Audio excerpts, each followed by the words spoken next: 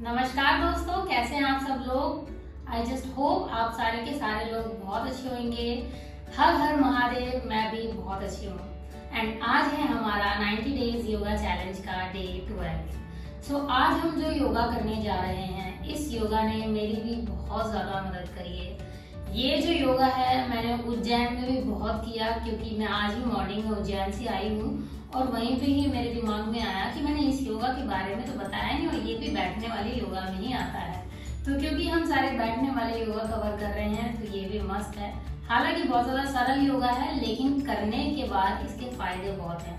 इसे मैं पहले मॉर्निंग 4 बजे उठ के ब्रह्म मुहूर्त में करती थी और बहुत ज्यादा फायदे मिलते थे। अभी फिलहाल कुछ दिनों से नहीं कर रही हूँ, लेकिन बाकी की हर जगह मैं इस योगा को करती ही करती हूँ। मम्मियाँ भी बचपन से ही बोलती आई हैं बच्चों को कि आलती पालती मारकर खाना खाओ, तो इसके फायदे होंगे तभी तो बोलती हैं। तो आज हम जो योगा करने जा रहे हैं उस योगा का नाम है सुखासन। जैसे कि ये नाम ही दर्शाता है, ये दो शब्दों को जोड़कर बनाया गया है, सुख और आसन।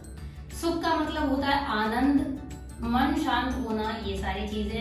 एंड आसन मतलब मुद्रा, मतलब किसी आनंद की मुद्रा में बैठ जाना, खुद को सुख की स्थिति में बैठ जाना, तो इसको कहते हैं सुखासन। अब इसे करते कैसे हैं?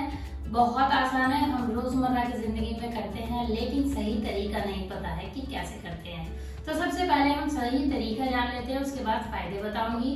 कितनी देर तक करना है, खाने के बाद करना है या नहीं, वो भी बताऊंगी। तो सबसे पहले हमको क्या करना है, अपने पैरों को दोनों को सीधा कर लेना है इस तरीके से, फिर हल्का सा मोड़ना है, ठीक है। एंड अपने लेफ्ट लेग को राइट लेग की नीचे से लेकर जाना है like this, and right leg को अपने पैर के ऊपर से लेकर आना है लाइक दिस। तो हमारी भाषा में तो इसे आलती पालती बोलते हैं, लेकिन योगा की भाषा में इसे बोलते हैं सुखासन। तो ये एक पोस्चर होता है। इसके बाद हमको क्या करना है, सिर्फ ऐसे ही नहीं बैठना होता है, इसके बाद लोग ऐसे बैठ जाते हैं। ज्यादातर स्कूल में बच्चे ऐसे ही बैठकर पढ़ते थे, बचपन में मैंने बहुत देखा है, लेकिन ये गलत पोज है। आपको क्या करना होता है, अपनी रीढ़ की हड्डी को सीधा रखना होता है, अपने गर्दन को सीधा रखना होता है, अगर आपको इसके फायदे चाहिए तो अब इसके फायदे क्या है? पहली बात तो ये सुखासन में बैठे जाने वाला आसन है, तो आप इस आसन में जितनी देर चाहें उतनी देर बैठ सकते हैं, क्योंकि इससे बैठने से आपके घुटनों की एंड बाकी की मांसपेशियां जो है मजबूत रहेंगी। दूसरी चीज, जब आप अपनी रीढ़ की हड्डी को सीधा करके बैठेंगे तो आपकी रीढ़ की हड्डी भी इससे मजबूत होगी, लचीली होगी। आपके कंधे जो हैं वो स्ट्रॉन्ग बनेंगे एंड आपका जो कंधा है और वो जो पोस्चर है वो ठीक होगा।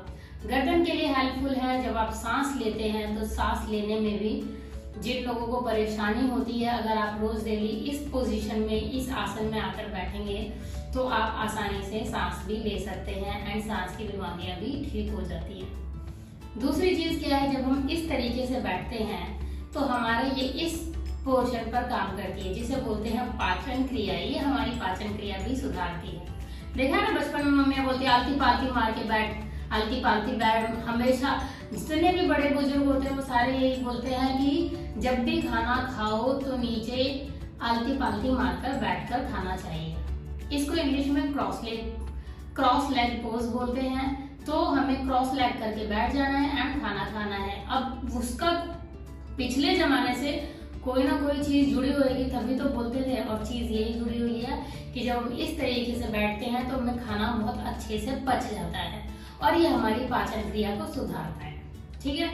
अब इसका जो सबसे बड़ा जो कारण है, जिसके लिए मैं बोल रही थी कि मैं मॉर्निंग 4 बजे उठा करती थी, तो ये होता है मेडिटेशन के लिए। जब आपको मेडिटेशन करनी हो घंटों तक, तो आप इस आसन में बैठ जाइए। इस आसन में बैठकर आप अपनी सांसों पर ध्यान लगा सकते हैं, आप ओम का उच्चारण कर सकते हैं, आप कुछ भी करेंगे। ये आसन ध्यान लगाने में बहुत ज्यादा आपकी मदद करेगा, क्योंकि ये सुखासन है तो ये आपकी बॉडी में दर्द तो करेगा नहीं। तो दर्द नहीं करेगा तो आपके मन को ऑटोमेटिक शांति मिलेगी, आपके मन का जो तनाव है वो खत्म कर देगा, आपके दिमाग को शांत कर देगा। आपको इतना अच्छा महसूस होगा। जैसे बहुत सारे लोग जो डिप्रेशन में रहते हैं या तनावपूर्ण जिंदगी में रहते हैं या पूरे दिन के थके हुए होते हैं, वो थोड़ी देर इस आसन में बैठ जाएं, अपने आप थकान मिट जाती है अपने आप तनाव मिट जाता है एंड आप कंटिन्यूस करेंगे। और अगर ब्रह्म मुहूर्त में करते हैं तो आपका अपने आप जो डिप्रेशन होता है वो भी चला जाता है। कर आप जितनी मर्जी देर सकते हो, ऐसा कुछ नहीं है। खाना खाने के बाद करना है या नहीं करना, इसमें ऐसा कुछ नहीं है। आप खाना खाने के बाद भी कर सकते हैं, बिना खाए भी कर सकते हैं। लेकिन इसके बाद अगर आपको बाकी के आसन करने हैं जो खाली पेट किए जाते हैं, तो इस आसन को करने के बाद, मतलब इस आसन खाने से ये वाला आसन 4 से 6 घंटे पहले कर ले। उसका रीजन यही है ताकि आप बाकी के आसनों को आसानी से कर सकें। अगर आप खाली यही आसन कर रहे हैं और मेडिटेशन के लिए और बाकी की चीजों के लिए कर रहे हैं तो आप खाने के बाद भी कर सकते हैं, कोई परेशानी नहीं है। इसका नुकसान कुछ भी नहीं है, ठीक है। तो आप इसको आराम से कर सकते हैं। देरी मैंने बता ही दिया है, फायदे हैं इसके। तो ये था हमारा सुखासन, ठीक है। अभी भी हम बैठने वाले ही आसन कर रहे हैं, तो आगे भी कल और परसों मैं आपको बैठने के आसन ही बताऊंगी। और यही था हमारा आज का आसन, और इसी के साथ में अपना आज का जो हमारा आसन का वीडियो है वो करती हूँ यहीं पर खत्म। Thank you so much guys. हर हर महादेव, जय श्री राम। कल फिर मिलेंगे नए आसन के साथ। तब तक के लिए take care, have fun, bye bye.